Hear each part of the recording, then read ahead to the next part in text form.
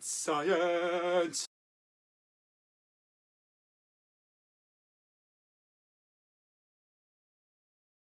How do force stance? Extra science for you. So talked on Tuesday about taking your foot off the gas, okay? Recovery, allowing yourself some time to recover, getting off that hamster wheel, giving yourself a chance to rebuild, get stronger and go back at your sessions, okay? I'm going to touch on the importance again and give you another viewpoint on the importance of recovery and why we shouldn't just leave our foot flat on the gas and go a million miles an hour forever. And then I'm going to give you another insight in how you can improve your recovery capacity, okay? How you can get better at recovering. It's hugely important that you recover as hard as you train. You're just as competent at recovery as you are at training, okay? So we're going to touch on some points today. I'm going to give you some key ideas, some key themes. Today's is recovery strategies or recovery periods, okay? How you can use different types of recovery to help you to help you be better at your training. Okay, this again supports your training. All right, so what are recovery strategies and why do we use them? All right, well, they're the efforts you make to restore, rebuild, and prepare for your next session. Okay, they're the efforts you make that allow you to be ready to give your session 100% the next time it comes round, okay? They're the efforts you make, the strides you make that allow you to be on your game when you need to be, all right? They're basically periods that support your training through lowering your output that allows your body to do what it does best, and that's get you back to the starting line ready to attack your training. All right. Now, why? Why do we bother? Why do we need to recover? Okay. Talked about it a little bit the other day. I'm going to give you another viewpoint on it now. Well, training equals disruption. Okay. It disrupts our balance, our homeostasis. Our body likes to stay at a constant level. Training screws that about. Okay. And just gives us an absolute kick in and fluctuates all these systems. Some go up because they're panicking. Some go down because they're hiding. But essentially training causes a huge disruption to our internal environment and the body's not really a massive fan of it. That's why when we recover, the body tries to come back stronger, okay? What you're doing by training is actually worrying, scaring, stressing and frightening your body to make it think it's not good enough, okay? So that when you come back for training, your body's like, well, screw this. I'm going to put my foot down. I'm going to be better next time.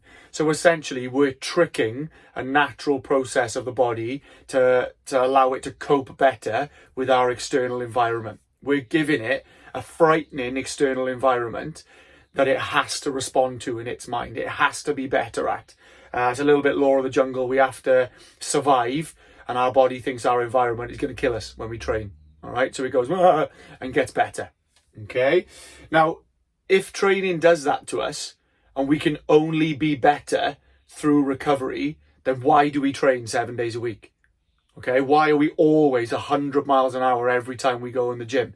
You're actually counteracting what your body wants to do. It wants time to sit back and rebuild and regroup and reorganize its troops ready to attack the next threat. You need to give it that time to recover and relax, okay?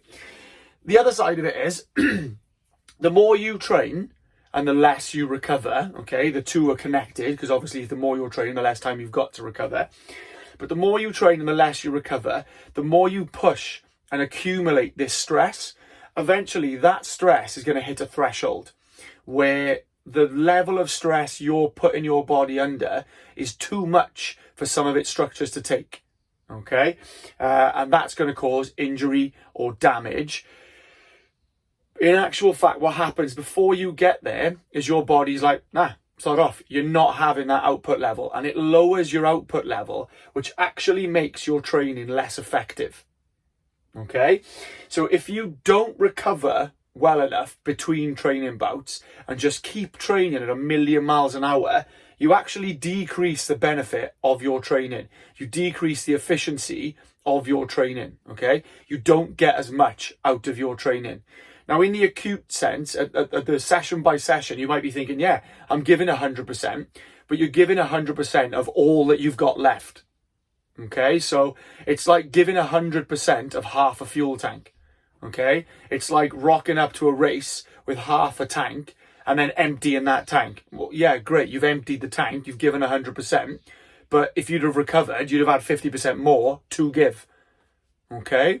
Now, everything that we need to improve, all our systems, our muscles, our bones, our ligaments, our tendons, our heart, everything that everything that we are has a threshold for improvement. And you need to hit that threshold and keep pushing to keep improving. Okay, now, if you're not recovering and just hammering your training, even though you might feel like you're giving everything you've got, you're not going to get near that threshold because your tank's half full. Okay, so you need to give yourself, your body, chance to regroup, pull the troops in, reassess and go again. You need that time for all your bodily systems to flush away toxins, to rebuild, to recover, to regain their energy, to make themselves stronger, to make themselves bigger, to make themselves more efficient, to make themselves more of themselves, so that it can give a true 100%, not a false, acute 100%. Okay, a lot of jibber jabber in that one. Stop kicking your own ass. Give yourself time to recover, and you'll give a true 100%, not what you feel like is 100% at the time. Okay, right. The whole bare bones of it. How to. 3 things you can do.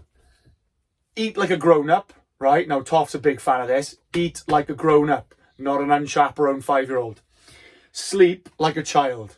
Okay, and relax like a pensioner. All right, now they're easy to remember, aren't they? But they fit quite well with the themes I'm talking about. Eat like a grown-up.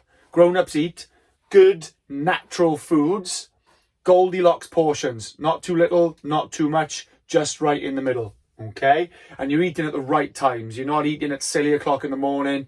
You're not eating just before a main meal. You're not snacking late at night. You're not pigging out in the car on the way home. You're eating at regular times that fit you, ready for training, ready for sleep, ready for work, ready for life. Okay? Eat like a grown-up. Sleep like a child, right? How many times have you sat on the sofa yawning when the kids are like the Tasmanian devil in the living room? Look back at your sleep. If you're getting 5 hours a night because you're up watching Netflix every night, kids are getting 12 hours. There's a little bit of a pattern in there, and there's a bit of a clue in there. Babies sleep every couple of hours because they're growing. They're doing what the body wants to do. It's getting stronger. It's getting bigger. It's getting better. It's adapting to its environment. Sleep like a child. Okay, I'm not saying 12 hours kip. Get a decent kip in. All right. The next video on Tuesday is going to show you how to sleep better. But for long and short of it, to start thinking about it, sleep like the kids. All right. Get to bed at a reasonable hour. Get up at a reasonable hour, ready to attack the day. All right. Routine, amount, and quality. Sleep like a child. All right. Relax like a pensioner. All right. Pensioners, when they're not out and about doing what their daily jobs are. So, I don't know, seeing grandkids, going to coffee shop, running errands. What are they doing? Sat in front of the TV, chilling, doing nothing, sleeping, reading, taking some time away from the external world. Okay? I do genuinely believe that the older generation now are so much better at switching off from the world than we are. I think it's because they grew up without technologies, okay? They're not as immersed in technology as we are. Take some time to yourselves. Just take yourself away for an hour and do something that's not normal. That's just sleep or rest, take a walk, go to the beach, walk the dog, sit on the sofa and watch some TV and just don't talk. Limit your neural output, limit your thought processes, limit what goes on in your brain, okay? Relax like a pensioner, all right? My final phrase, I've already said it, stop kicking your own ass, all right? Take some time to relax. Give yourself a chance to be at 100% when you want to train next, okay? We'll go back to my first theme.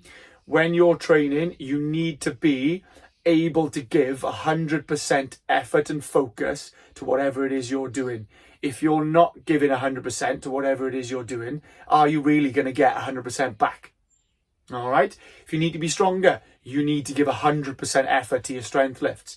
If you're not walking into the gym recovered enough, are you going to get enough back? Okay? If you want to grow some muscle, You don't necessarily need to be 100% output and totally fresh. But if you're not at a level that's going to let you do enough work in the gym, you're not going to get the input or the output back or the benefit back. Okay, fitness is the same. Even conditioning, where it's just calorie burning, or weight loss where it's just calorie burning, after a while you're not going to be able to output a required level to burn enough calories to give you a deficit sometimes. Okay, so even when you think it's all about just wasting energy, take your foot off the gas now and then, recover, eat some wholesome foods, get some sleep, and just recover, ready to train, guys. Okay, don't give yourself a kick in every single day. All right, remember, eat like a child, eat like a grown-up, sleep like a child, rest like a pensioner. Okay, enjoy, and I'll see you Tuesday. Stay safe, guys. It's science.